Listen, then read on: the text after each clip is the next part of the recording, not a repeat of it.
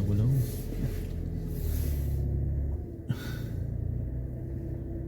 Coming up with a little old me.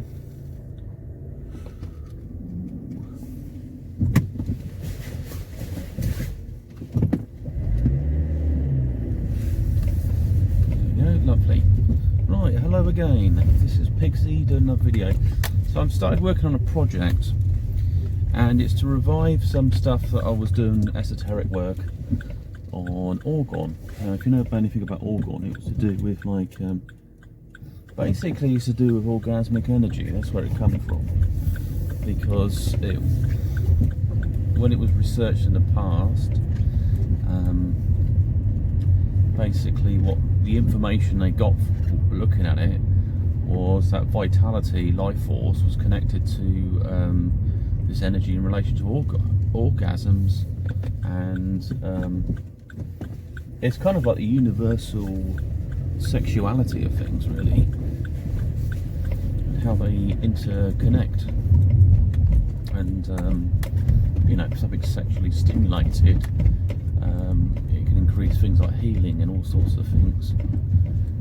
And then there was the reverse: what causes damage, what causes decline in vitality and so forth.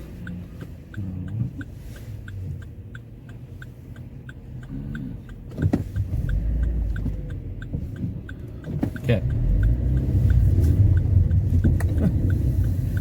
Getting told to go. Someone's turning around. Bit of a dodgy driver. Yeah. So this is the interrelationship between the feminine and the masculine, and its forms. I guess there's forms of destructive, reproductive, and the capacity to regenerate. Oh my god, it's like a little dodging course. It's not too bad, but it's a bit crazy. So originally I did some research in it, and terrible, I actually forgotten the guy's name who actually made it. It'll come back to me at some point. Wilhelm Reich, I think. There we go.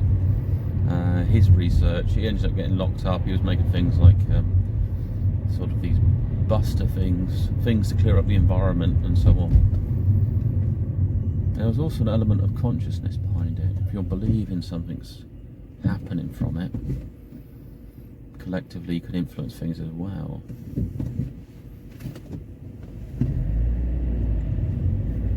Anyway, this sort of technology sat on the fence. Guy ended up going to prison. A guy died in a prison environment, and his work's sort of shelved. The government, because he sort of said, well, science is not a matter for the courts, and all that happened was the legal system went a little bit further. They put him in jail, and then took all of his work and destroyed loads of it. These books are still out there. So originally, Sigmund Freud, he did work when he was looking at psychosexuality forms. What he did is he did the physical aspects of sexuality in regards to kind of like the cycle of energy, hormone patterns, things like that. And he realised that this energy is abundant in all forms. There's a feminine and masculine interchange.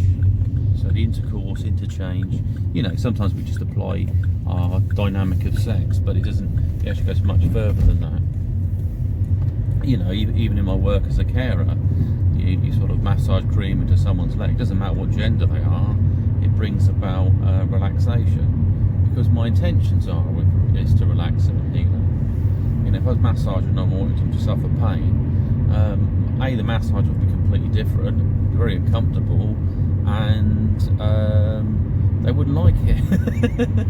Not that anyone would want to practice that, but it's that same certain principles there. It's an area of research that's not really looked at, because it was seen as quackery. It got shelved and so on. So anyway, so moving on, at some point somebody thought, well, hey, if you put crystals in it, you can enhance the power of these Orgone generators, because they collectively pull in energy.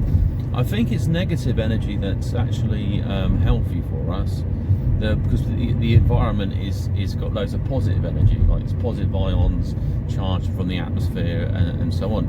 This is why we regenerate at night, because it's dark and because there's more negative energy present.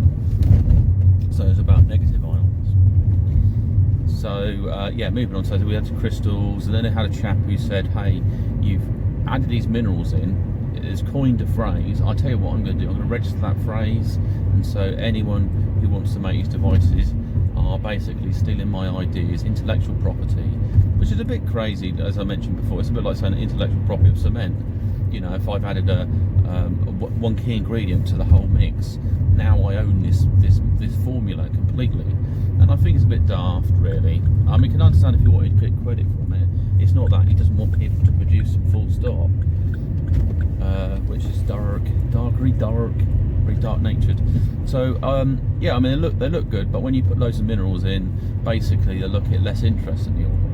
And there's people that want to make a quick buck on the Orgone, so produce these really small ones with little crystals and a little bit of wire wrapped around it. It's not really going to kick out any energy in that. You know, it's no different than me putting bits of metal and concrete in a brick wall. I mean, I'm sure there's some energy that sort of reverberates in there.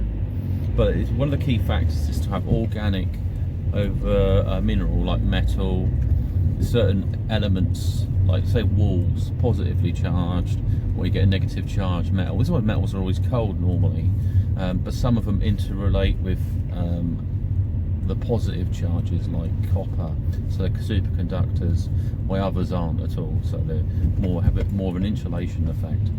And then what you're basically doing is making an energy trap. You're trapping in the energy, and only a certain high frequency negative ions will actually release, so you just get a big pulse of what is sort of like Orgone energy, we can put it as.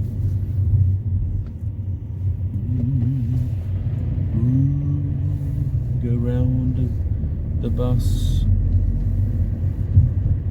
Anyway, so that's my research. So these things might be warm, might be cold. Sometimes to get Orgone energy out, you might have to touch them. So, so the next phase of the project is that I really looked at it all, and I'm mixing in things like radionics. So you have dials, you've got a touchpad, you can rub it, intentions, picking up information, trying to work with your sensory perception as well. So it's going to be, because it's Pyra, so Pyragone-Psychotron. That's what I'm creating at the moment, and it's also got some other technology I've become aware of germicidal light bulbs and light and ultraviolet frequencies. So it'd be like a Ghostbuster as well, or whatever, however you want to use it.